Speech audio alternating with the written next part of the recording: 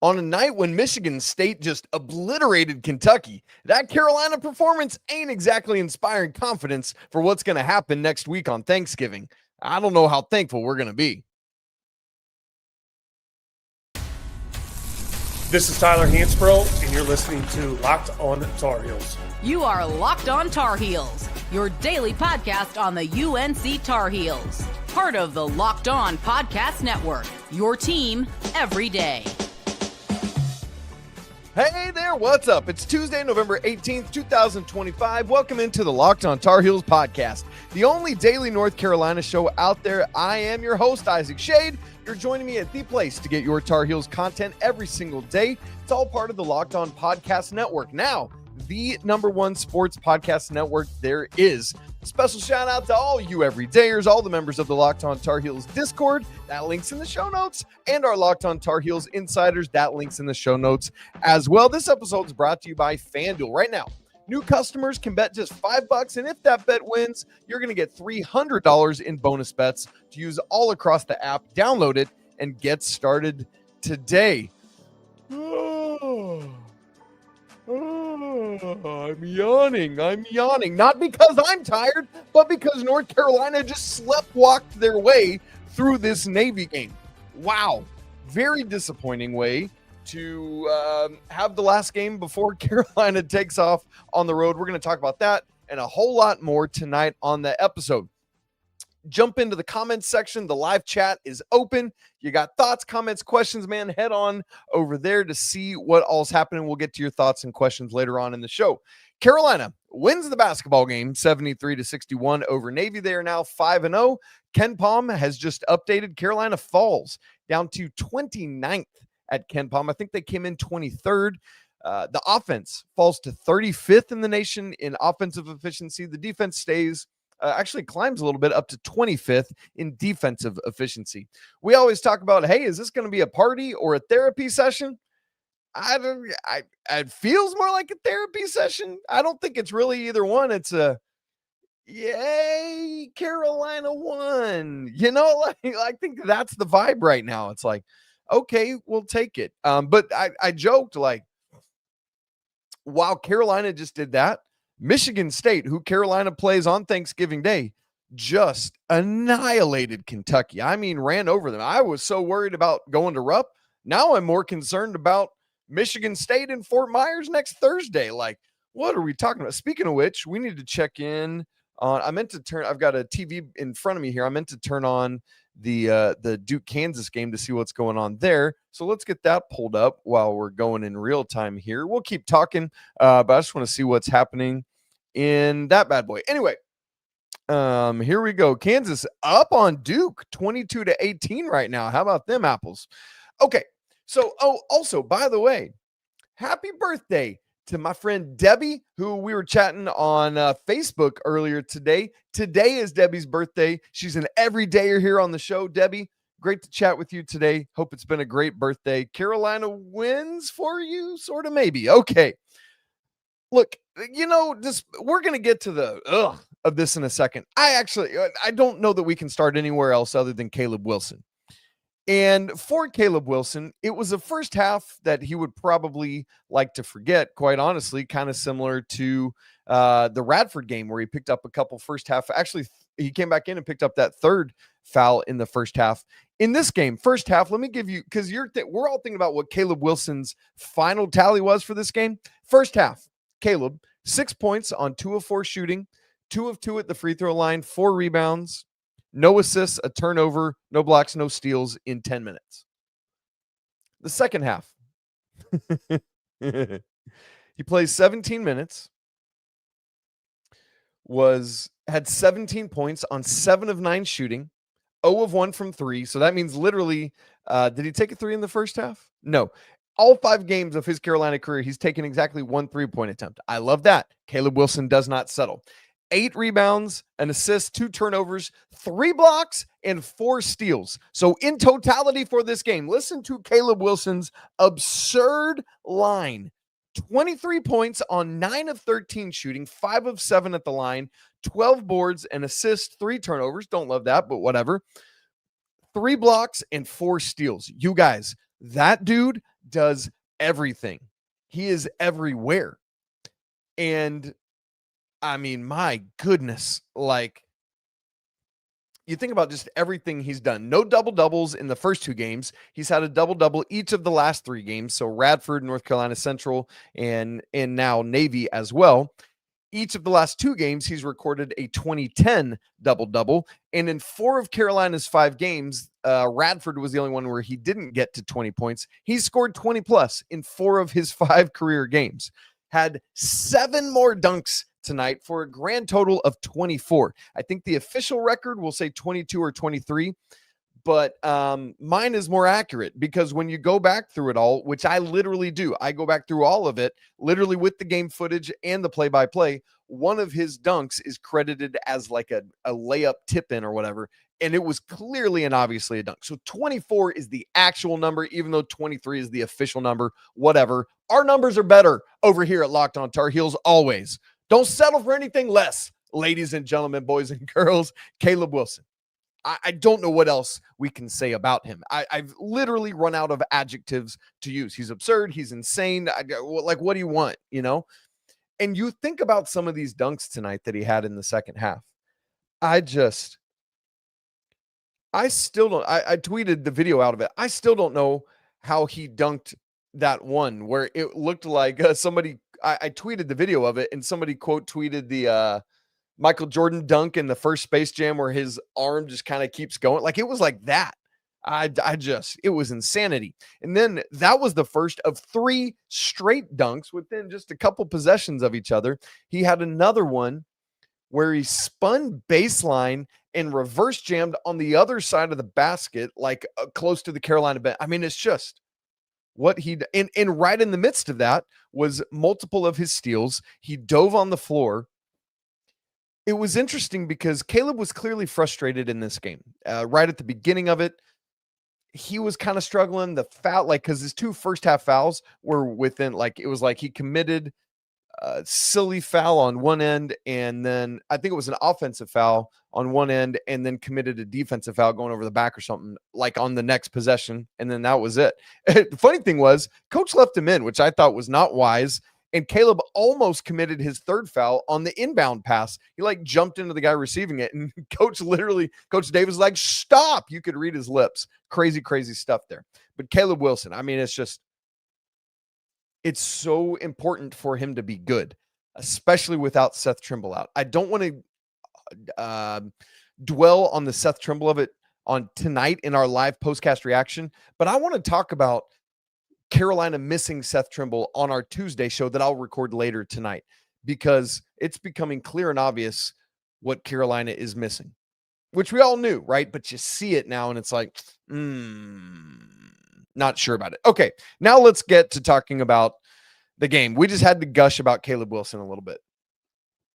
Carolina sleptwalked through multiple moments of this game. Interestingly enough, one of my things I was watching for in this game was, will Carolina get a hotter start? You know, they've been kind of like, not that they were getting into the ruts of last year's like 15-point first half deficits, but they hadn't been sharp or crisp or like figuring out how to attack in the first half of games. And in the second halves, they're like going crazy.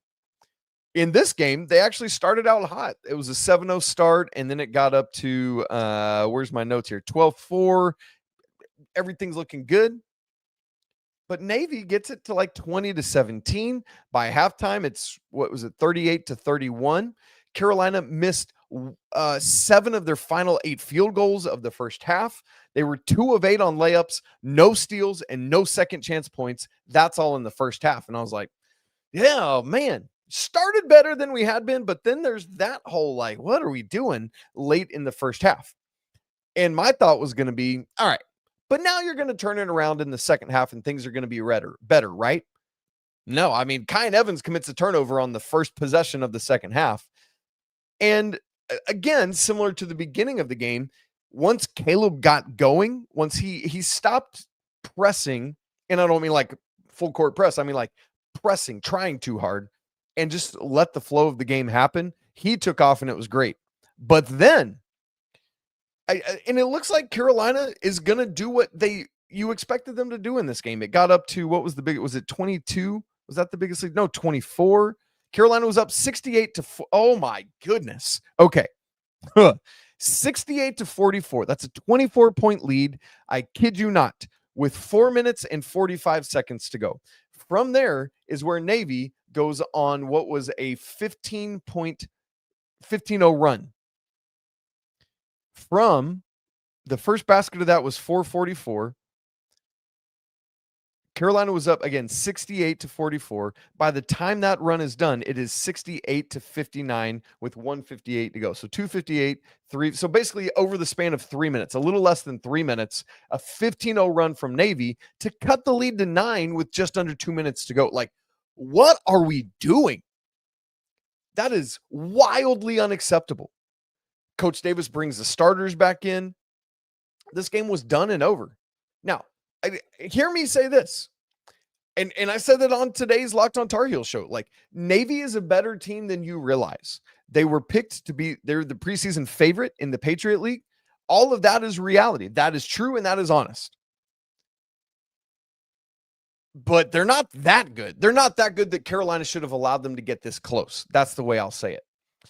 And, you know, the line in this game, what did it wind up at? Like 23, 24, 25. It kept moving around. And that's where it should have been. Carolina should have kept it at 24. The loss of focus down the stretch, again, 3 minutes. That's all it took for Carolina to go from up 24 to up 9. And then have to kind of cling for dear life. You got the 3 from Jaren Stevenson that kind of rattled around. And then you've got the tip dunk from Jaren Stevenson right there at the end. And man, because now, and this was the big talking point today. This was Carolina's last opportunity at home before they hit the road for the first time, where by the time they returned back to the Smith Center to play Georgetown on Sunday, December 7th or 8th, whatever that is, they will have played St. Bonaventure in Fort Myers. And don't go looking ahead to Michigan State, because the Bonnies are a team that will knock off Carolina if they do what they just did. I'm not even joking. St. Bonaventure is much better than this team we just played. And then 2 days later, so that's next Tuesday, and then next Thursday is Michigan State, and then you go to Rupp Arena. You play like this, you're going to go at best 1-2 in that stretch. You're not going to beat Michigan State. You're not going to beat Kentucky at Rupp. This is a team that's wildly capable of winning all of those games, but a showing like this will not do it. It's too much like, what are we doing? The whole thing. There's more on that. I do want to compliment some things, and that's where we're going to get to next. Luka Bogavac continues to take steps forward. Jaren Stevenson, I thought, got into the mix of it, had a really nice game himself, kind of helped Carolina in some key moments. But there was also some other numbers that were concerning as well. We'll get to all of those and more coming up in just a second. Right after I tell you about our good friends at FanDuel. The NBA is back, and there's no better place to get in on the action than FanDuel, the official sports betting partner of the NBA. Even if you missed the start of the game, or maybe you want to ride the hot hand, FanDuel has live bets on everything from who's going to score next to fourth quarter comebacks and more. Plus, you can combine all of those live bets into a same-game parlay for a shot at an even bigger payout. It keeps every game exciting because you got something extra riding on it, and you're all invested in that. Carolina hosting Duke on Saturday on the football field in Kenan. Duke is a 6.5-point favorite coming to Kenan Stadium. I need to feel better about what just happened inside the Smith Center. So please, dear goodness, football team, beat the Dukies for the sake of everyone. Can you do that for us, please? And thank you. Yes, great. Right now, FanDuel is giving new customers, maybe just like you, $300 in bonus bets when your first $5 bet wins. So go ahead. Head on over to FanDuel.com to sign up and play your way, your game with FanDuel, the official sports betting partner of the NBA. All right, we got our box score pulled up now for those of you who want to see it. And I just pulled up the Carolina side of it. I don't have the Navy numbers in there, but it's got all the comparisons. Actually, it doesn't have the comparison stuff. It's just the Carolina stuff. But that's okay. I figured that's probably more what everyone wants to see anyway. Okay, let's say a few more positive things, because we've talked a lot about Luka Bogavac and this young man who is really still learning America, learning Carolina, got to campus late, got cleared to play late. I mean, literally, just day of the first game, and has just been slowly working his way in. This was his third game in the starting lineup after the Seth Trimble injury, and he just continues to take strides and improve and improve and improve. Tonight in this game, not efficient from the field, 4 of 10, but he was 3 of 6 from the 3-point line, 5 of 7 at the free throw line, 16 points, which was second on the team behind Caleb. So in Luka's 3 starts, he's led the team in scoring and been second in the other 2 games. 6 rebounds for Luka, 2 assists and 1 turnover in 33 minutes, and was a plus 13. You just see his savvy. He's wily. I've said just the 3-point average is going to start coming back up. He had been under 30%. Now with this 3 of 6 performance, he's at 33.3% for the season. He's made 5 of his last 11 threes. Luka is heating up, and that's what you want to see. The other guy I want to shout out here is Jaren Stevenson, who finishes with 11 points on a very efficient 4 of 6 shooting, 1 of 1 from 3, which was that one that bounced around and fell right toward the end of the game there, 2 of 2 at the free throw line, 8 rebounds to be second on the team behind Caleb Wilson, an assist, 2 turnovers, and a block in 34 minutes, and was a team high plus 19. Again, as we always say, don't put too much stock into plus minus, but it's not nothing. And so to be active, like what I loved that Jaren did in this game is he kind of came in with a rep from Alabama of being not rough and tumble, not mixing it up, not getting in there. Jaren was sticking his nose in everywhere, ripping offensive rebounds away, mixing it up, blocking shots, taking on, guarding difficult people. And so all of that, I thought this was not the highest scoring game of Jaren Stevenson's Carolina career so far. But one of the things I had said was, Jaren, this needs to be a game for him where he steps up. That was the first thing we said to watch for. And he did. Had, just lots of moments when Carolina needed a bucket. Carolina, I had said had missed 7 of their final 8 shots to end the second half. They missed their first 5 of the second half before finally, who was it that got the first basket? Jaren Stevenson got an offensive rebound and put back for Carolina's first bucket of the second half. Navy was on that 15-0 run. Jaren Stevenson was the one that made the 3 to stop it. Had a back-to-back great dunks. The first off an assist from Kyan Evans. The next from a high-low from Henri Veesaar. Really, really good stuff. I've been grateful for what Jaren Stevenson is bringing to the table. Let's talk about some numbers that weren't quite as sexy in this game. One of the things we had talked about and we were looking at coming in is that Carolina had out-rebounded every team they had played by double digits. The total rebounding margin was plus, 10 or more in every game so far. Tonight, against a Navy team, reminder of what I told you, Carolina is 6th biggest in average height in the nation. Navy is one of the 15 shortest average teams in the nation. And yet, 45 rebounds for Carolina to 38 for Navy. And it wasn't like it was because, one team was hitting a bunch of shots and the other wasn't. Carolina shot 42.9% from the field. Carolina held Navy to 30% from the field. That's good. But it shouldn't be that close. And Navy out-rebounded Carolina on the offensive glass 13-9. You can't have that. They beat Carolina 8-7 in second chance points.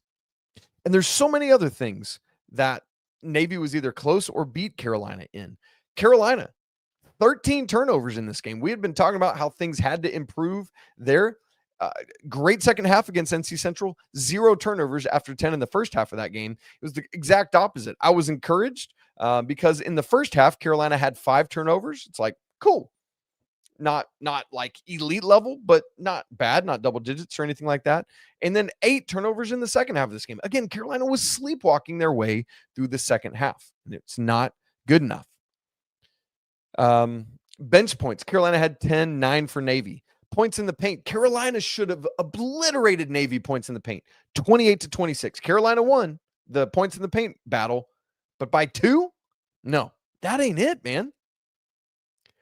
Steals. Carolina had just 4, all of them to Caleb Wilson. Navy had 8 steals. And I get that they're a little bit smaller, fine, whatever. But in that Benini kid, man, he's everywhere. And to me, I found it annoying and pesky. But if he's on your team, I bet you love that dude because he's everywhere. He's like a foul merchant, just letting bigs run up on him and knock him down, get, whatever. Like, good for him, though. Carolina's got to do better. There's going to be players like that, and it's just not okay. One stat area that I want to point out where I thought Carolina was good enough again was assist percentage. 15 assists on 24 made baskets. That's just north of 60%, 62.5%. That means 4 of Carolina's 5 games, they've been 60% or better on assist percentage. At halftime, they had 10 assists on 12 made buckets. Like, love that. Carolina continues to do very well there. Love the way they're sharing it. The inside-outside game, the relocations, the swinging around the perimeter, getting it in and kicking it back out. Really, really a lot of good stuff there. But there was just a lot of stuff in this game that Carolina wasn't sharp enough. They weren't good enough. And I had begged and pleaded on this morning's show. Carolina has to be locked in. They have to be dialed in. They have to be ready because this was the last chance to figure things out before you go play some bigger games. And they burned that opportunity. There were some really nice moments. Hear me not poo-pooing the whole thing, because the start of this game, I thought they looked good. And that stretch of the second half where they extended it out to 24 points was great. But then the final 4.5 minutes of this game, they're going to be watching that a lot tomorrow. I guarantee you that. As we get ready for Thanksgiving, I was not thankful for that final 4.5 minutes. Now, I'm sure you guys have a lot of questions, comments, observations. In fact, I saw quite a few of those before we got going. And so I want to check in on those. We'll check in on what Duke and Kansas are doing, and we'll keep going. All that coming up here in just a second.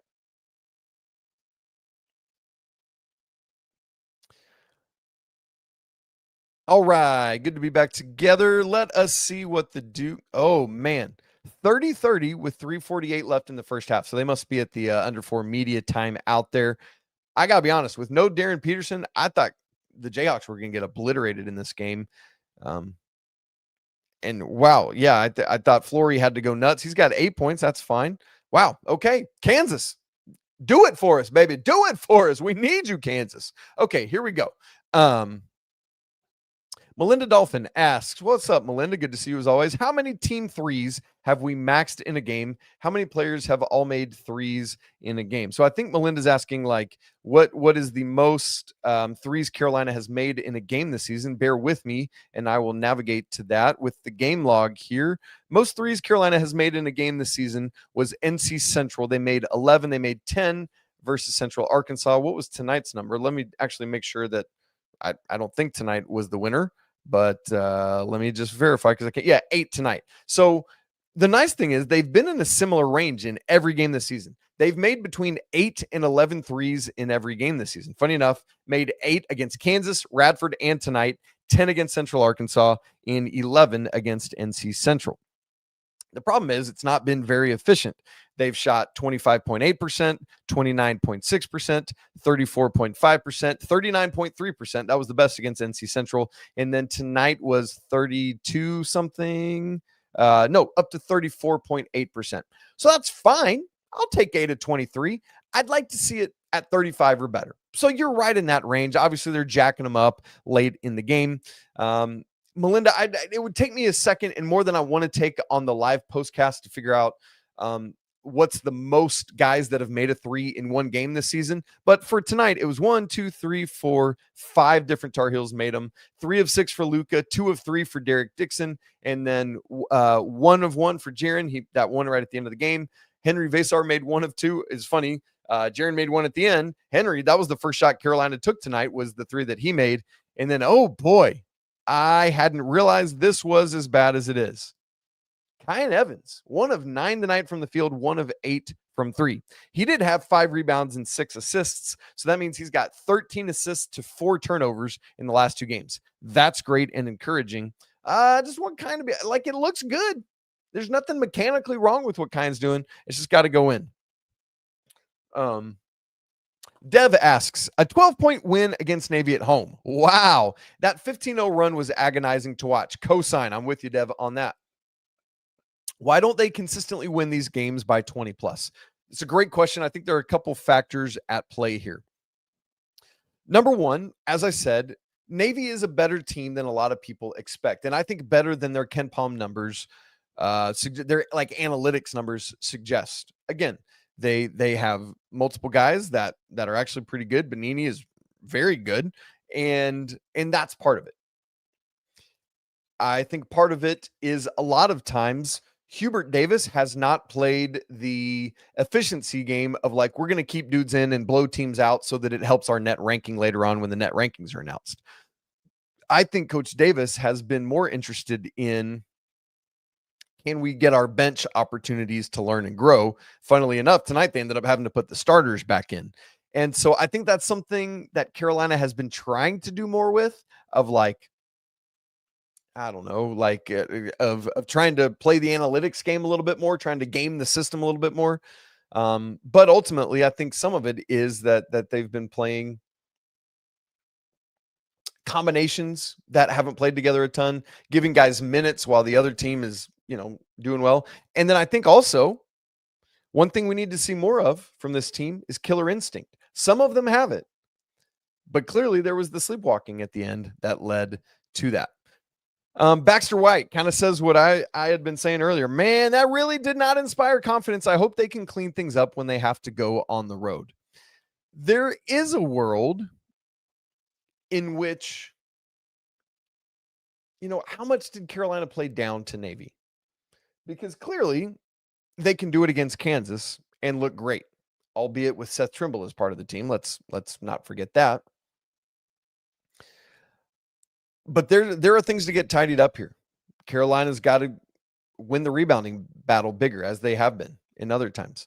Got to be better with shot selection. I think they're moving the ball so well, but there's some shot, and some of it's just shots that aren't falling that probably should be. But man, there's a lot there.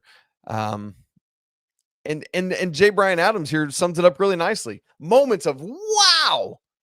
There were so many moments tonight where it's like, that was phenomenal. That was incredible. I loved that ball movement. I loved that hustle from Caleb Wilson. I loved that dunk from Caleb Wilson. But J. Bryan Adams says, surrounded by lots of, what? Huh? And that's exactly what that is. So got to be better, got to be locked in and do stuff. Our guy Derek Tyson, what's up, Derek, says, I kind of wanted this to be a game where we got to see our bench rotation, especially the backup bigs. Yeah, let's go look at what the bench number minutes played were here. Zayden High 6, James Brown 4, 16 for Derek Dixon, 2 for Jaden Young, 1 for Isaiah Dennis, which was in the first half, and then 16 for Jonathan Powell. And 8 of the bench had 10 points. 8 of those were Derek Dixon. The other 2 were 2 James Brown free throws, which happened. Those free throws is what put Carolina up by 24. And that's when the 15-0 run started. So you know what, James Brown, you jinxed it, bro. No. So yeah, not much time for the backup bigs. Zayden High, James Brown 4. Zayden had a nice kick out for a 3 for, I think it was Luka to, no, maybe it was Kyan Tula. Anyway, I can't remember. No, it was to Derek Dixon. I think it was Luka into Zayden High, who immediately found Derek Dixon on the wing for a beautiful 3. Like, that was a great play. It's just not enough yet from either Zayden or James Brown to where you feel like you can really trust it, And so just continuing to watch those guys try to develop and do things. So we'll have to see what's going to happen there. Al Harris, to beat Navy at home by only 12 points is a disgrace. I am 74 years old. Me and 4 of my retired Army Ranger buddies, thank you guys for your service on a night when Carolina plays Navy. Could have beat Navy at their place by more than that. Hubert Davis should resign. Okay, Al, I appreciate that. I appreciate your thoughts and I'm grateful for your service. But this is the kind of like reactionary thing that it's not going to be, like we can't go to that extreme with it. Are there things that need to be fixed and adjusted? Absolutely. But come on. Derek Tyson, we'll go back to him here, says, I know it's still very early, but how concerned are you about the backup big position? Hopefully you can get my last name right if if you highlight one of my comments. So folks, I always struggle to remember how to pronounce Derek's last name, but I got it locked in now. It's Tyson, like Cade Tyson or Tyson Chicken or Mike Tyson. It's all in my head, so I'm going to get it right forevermore until Jesus comes back. Yeah. Derek, because you're with the show all the time. This has been and continues to be my biggest concern for this team. Because what happened, thankfully so far, Henri has been locked in. He's not been getting in foul trouble. He's been able to log a bunch of minutes. Tonight, he played 31 minutes, one foul. The dude has been great in that regard. In fact, I'm very curious to see how his fouls have been in each game. What are the most fouls he's gotten to? All right, let's check out Henri Veesaar's page here. Game log for 25-26. Henri Veesaar, fouls per game. 1, 3, 2, 3, and then 1 tonight. So, yeah, he's not gotten to 4 fouls yet. And he's been playing a lot of minutes, right? 25, 38, 28, 24, and then 31 tonight. So, the problem is in a game where Henri does get in some foul, like say first half foul trouble. Maybe he hopefully not injured seriously, but what if he gets kind of banged up, Then do you trust Zayden Hyde to come in and take care of it, or James Brown? Or do you just shift Jaren to the 4, Caleb to the 5, and rock with it? Depending on opponent, I think that's probably what you got to do right now. I mean, you probably try Zayden and see what happens, but there's not somebody that you feel wildly confident in with that kind of thing. Our guy, Nintendo Nerd, coming in with a great and helpful thing. Nintendo Nerd says, we'll be fine. Get the bad win out of the way now, regroup, learn, and be locked in for next week. And that's the thing, man. It's going to be a business trip. It's not like you're going to Maui or the Bahamas for Atlantis. It's like Fort Myers. With all due respect to is Fort Myers in the panhandle of Florida? I need somebody's help on that bad boy. I think it is. I think it's in the panhandle, but I could be very wrong. I've been known to be wrong often in my life, but I love a good geography session. You know what I'm saying? So I'd love to. Anyway, I don't think Fort Myers is this like exotic locale as Maui or Atlantis would be.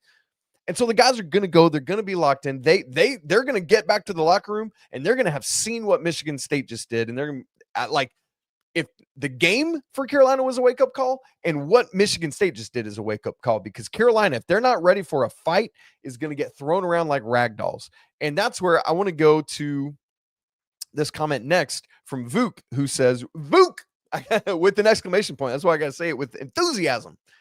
This game really makes me miss Seth.